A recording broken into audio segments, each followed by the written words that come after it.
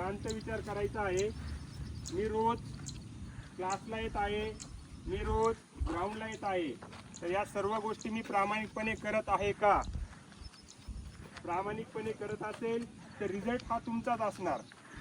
कष्ट प्रामाणिक Instagram, Facebook, WhatsApp याच्यामध्ये जर आपण 6-7 तास जर वाया घालवत असाल तर वर्दी तुमची नाही. वर्दीसाठी त्याग करावा लागतो, त्यावेळेस मिळते महाराष्ट्र पोलीसची वर्दी. प्रत्येक टेस्टला आपलं ग्राउंड कव्हर होत आहे का?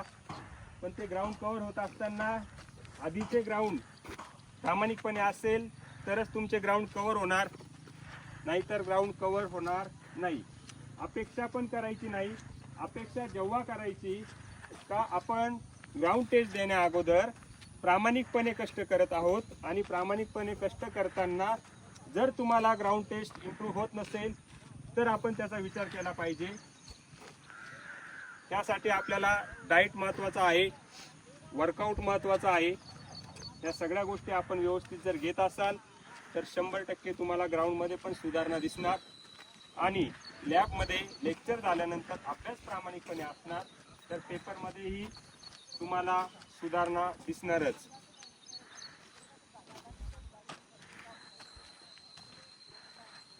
पूर्ण विचार करायचा आहे रोजचा माझा शेड्यूल काय आहे. तुम्हाला मी येणाऱ्या 5 महिन्यापैकी तुम्हाला 5 ते 4 महिने जे आहे त्या 5 ते 4 महिन्यामध्ये आपण 120 दिवसाचा प्लॅन केलेला आहे. 120 दिवसाच्या प्लॅनमध्ये तुमचे 17 तास वाया जात आहे, ग्राउंड, लेक्चर आणि झोप वगैरे इतर गोष्टी. तर त्याच्यामध्ये आपल्याला 7 तास मिळत असून त्या 7 तासापैकी आपल्याला टोटल आपण कॅल्क्युलेशन जर केलं तर आपल्याला 840 तास भेटत आहे. या 840 तासाचं नियोजन आपल्याला कशा पद्धतीने करायचं आहे. 840 तास आपल्याला प्रत्येकी विषयाला द्यायचे आहे, प्रिव्हियस इयर क्वेश्चन पेपरला द्यायचे आहे. ते मी प्रामाणिकपणे करत आहे का? हे जर प्रामाणिकपणे तुम्ही करत असाल तर 100% तुम्हाला वर्दी भेटण्यापासून कोणीच अडवू शकत नाही.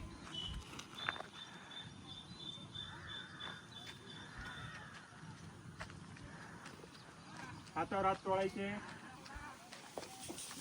5 5 5 चेहऱ्यावरनं फिरवायचे.